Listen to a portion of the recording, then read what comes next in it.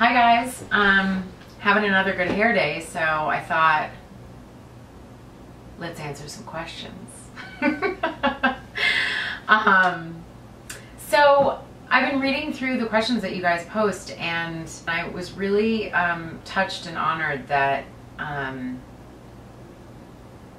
with the level of intimacy that you guys share. I just really appreciate it. Miriam Huteva on Facebook said, "Dearest Tracee," so cute, "I love your natural, joyful attitude, thanks, and the confidence you have in everything you do." It's sweet that that's the way it comes across. I'm pleased about that, but it's not always confidence. I'd like to know what you do when you've really gotten the blues, like when there's no may I's, when no may I's seem to help. The may I's were something that I referred to in one of the earlier question and answer series or sessions or whatever recordings that I did. They are something that I use. I find that affirmations sometimes just don't cut it. They feel a little, I don't know, cold and conceptual. Saying thank you as if the thing that I want has already occurred also feel a little conceptual and like self-helpy. But somehow the may I's acknowledge where I'm at and yet invite me in a gentle way to where it is that I want to go. So for example, may I be more willing to try new things, as a random hypothetical example. Or I know that I have said before and shared a quote that I came up with that is really helpful for me, which is, may the space between where I am and where I want to be or think I should be inspire me. And so I love this question because it says you watched an earlier question and answer. But what do you do when the may I's don't help?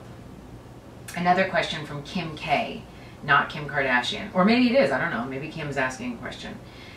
This is from my website. "Tracee, you said to sway your hips in a time of depression, to just sway. But what if you're so down and depressed and lost in your mistakes and refusing to forgive yourself that you're beaten up and you don't even feel like moving, let alone swaying?" Kim, thank you for sharing that. I have so much to say on this topic.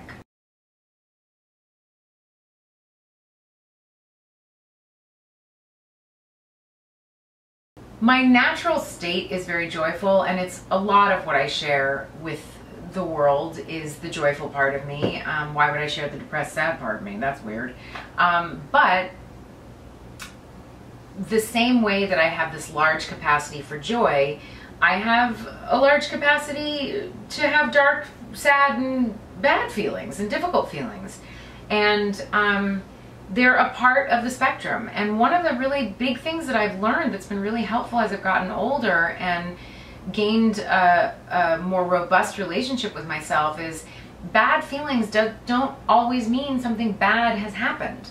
Don't always mean that I am to blame or that I am wrong. And yes, that's a part of it sometimes, but they don't mean that something is going wrong. They're a part of life. You know, I've heard it said that pain is a part of life, struggling is your resistance to pain.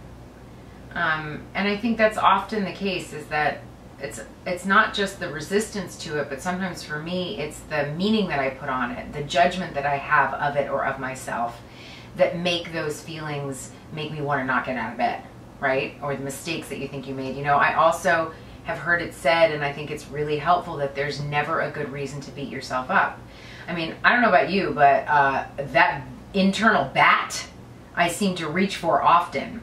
And it was really helpful to hear that there's never a good reason. And when I thought about it, I was like, you know what, there really isn't. Because the truth is that if I'm feeling bad or think I've made a mistake or think I've done something wrong, that the journey is really about how can I love myself in that place. Because the truth is, if there's information to learn, if there's an amends or an apology to make, if there's some growth to be had or some new awareness to gain about myself, it's not going to come while I'm beating myself up. And the sooner I stop beating myself up, the more gentle I am with myself, the more quickly I actually have the space and the capacity and the sense of myself to actually learn something and know that I can't know something before I know it. I mean, unfortunately, sometimes in the human experience, you actually have to do stuff to realize that's not what you want to do, or to realize that you didn't know how to do that. It sucks. I mean, you really do hope that that learning experience is not going to be like a doozy, but sometimes they are. You know, that's life.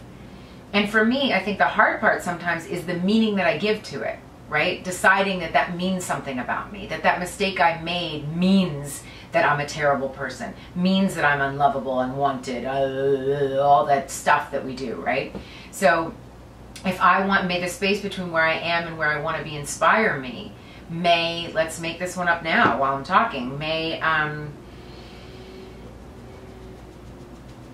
learn or be willing to love myself even when I feel unlovable. I share that with you. You know, may I learn to be gentle with myself even when I feel I've made a mistake. May I learn to seek gentle and compassionate counsel when I can't seem to hold it for myself. Oh my God, I have so many things to say, but I think I should stop because the video will be too long.